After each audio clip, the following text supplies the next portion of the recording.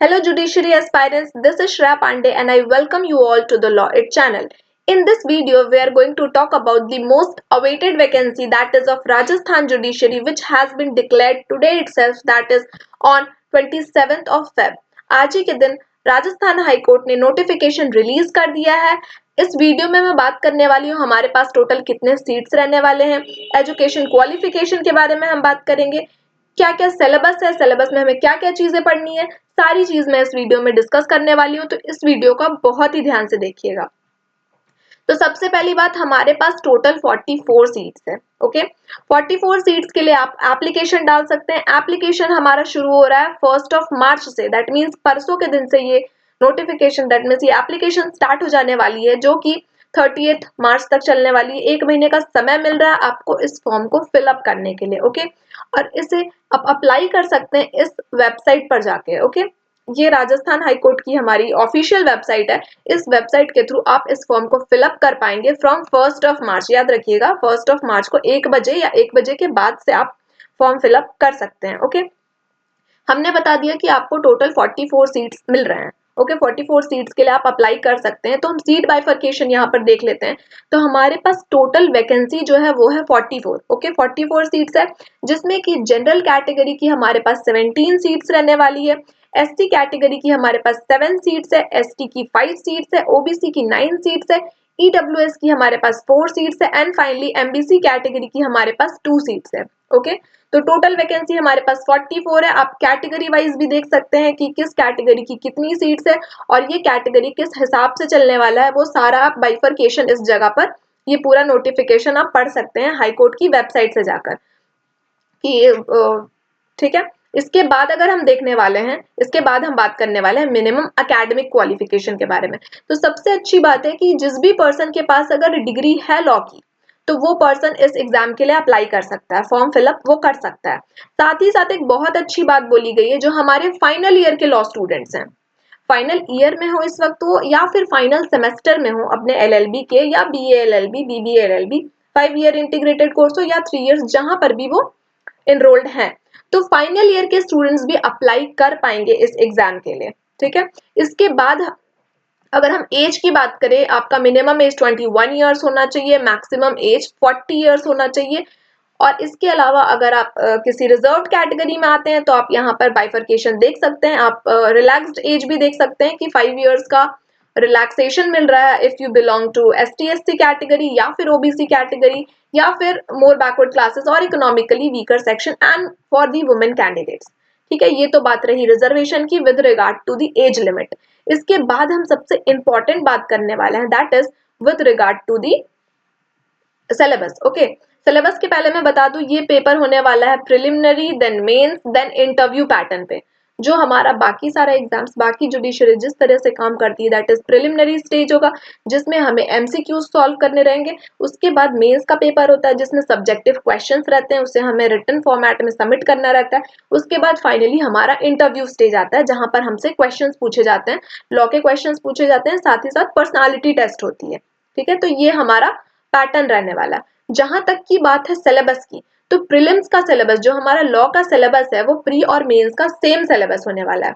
In addition to that हमें हिंदी और English का भी पेपर देना पड़ेगा। दैट मीन्स लास्ट ईयर जैसा हमारा पैटर्न था कि हमसे 100 क्वेश्चंस पूछे गए थे प्रीलिम्स में। ओके, 100 में से 70 क्वेश्चंस तो लॉ के थे, साथ ही साथ 15 हिंदी के क्वेश्चंस थे, 15 इंग्लिश के क्वेश्चंस थे। इसीलिए आपको हिंदी और इंग्लिश पर भी इक्वल फोकस देना है। हिंदी का सिलेबस अगर आप देखें, तो यहाँ पर हमें बात करी गई है कि शब्द रचना, शब्द प्रकार, जिसमें तत्सम, तद्भव, देशज, विदेशी, ये सब आ जाएंगे। संज्ञा हमें पढ़ना है, शब्द ज्ञान हमें रखना है, दैट इज पर्यायवाची, विलोम शब्द। ठीक है, शब्द शुद्धि, ये सारी चीजें, ये हमारा हिंदी का सिलेबस है। ठीक है, इंग्लिश के सिलेबस में अगर हम आए, तो हमें टेंसेस पढ़ने हैं, आर्टिकल्स एंड डिटरमाइनर्स पढ़ने हैं, फ्रेजल वर्ब्स एंड इडियम्स पढ़ने पड़ेंगे, एक्टिव पैसिव वॉइस हमें पढ़ना है, कोऑर्डिनेशन एंड सबऑर्डिनेशन पढ़ना है, डायरेक्ट एंड इनडायरेक्ट स्पीच करना है, models expressing various concepts.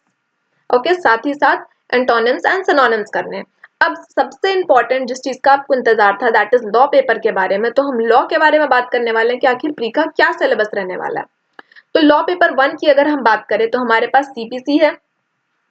CPC हो गया, कॉन्स्टिट्यूशन, कॉन्ट्रैक्ट एक्ट, भारतीय साक्ष्य अधिनियम, इंडियन एविडेंस एक्ट। आप देख सकते हैं पुराने और नए लॉज दोनों ऐड कर दिए गए हैं, ठीक है। पुराने क्रिमिनल लॉज भी आएंगे, साथ ही साथ नए क्रिमिनल लॉज भी आएंगे।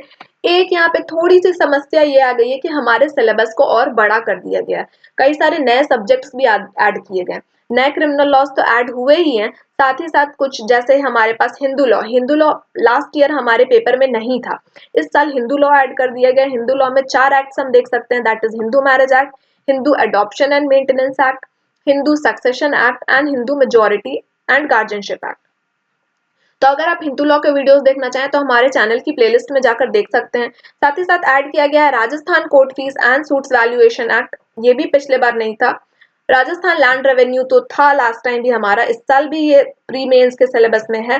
पार्टनरशिप एक्ट को न्यूली ऐड करा गया है, सेल्स ऑफ गुड्स एक्ट को न्यूली ऐड करा गया है, रजिस्ट्रेशन एक्ट को न्यूली ऐड करा गया है, मोहम्मदन लॉ रहने वाला है, this is also newly added, and order judgement writing. तो ये हमारा लॉ पेपर 1 का सिलेबस है, ठीक है। लॉ पेपर 1 इसलिए लिखा हुआ है स्टूडेंट्स की मेंस का एग्जाम पैटर्न जो होता है लॉ पेपर 1 लॉ पेपर 2 होता है, ठीक है। लेकिन प्री में हमारा एक ही पेपर होता है इन टोटल, जिसमें इंग्लिश, हिंदी, लॉ तीनों रहते हैं। लॉ पेपर 2 की अगर हम बात करें, हमारे पास और क्या क्या सब्जेक्ट्स हैं स्टूडेंट्स, दैट इज भारतीय नागरिक सुरक्षा संहिता एंड सीआरपीसी, दोनों पुराने और नए क्रिमिनल लॉज पूछे जा रहे हैं, ओके। भारतीय साक्ष्य अधिनियम, Indian evidence act, Bharatiya Nyaya Sanhita, Indian penal code, juvenile justice act, negotiable instrument act, probation of offenders act, protection of women from domestic violence act, indecent representation of women prohibition act, protection of children from sexual offences, sexual harassment of women at work place, Rajasthan excise act and the IT act. तो ये सारा हमारा law का paper है, ये दोनों हमारे syllabus में आने वाले हैं, ओके। प्री मेंस दोनों में, लॉ पेपर 1 में ये सारे सब्जेक्ट्स हैं, लॉ पेपर 2 में क्या क्या सब्जेक्ट्स हैं ये भी मैंने बता दिए, ओके। एंड फाइनली जो लैंग्वेज पेपर हमारा रहेगा मेंस का, उसमें हमें हिंदी ऐसे राइटिंग करनी पड़ती है, इंग्लिश ऐसे राइटिंग करनी पड़ती है, ओके।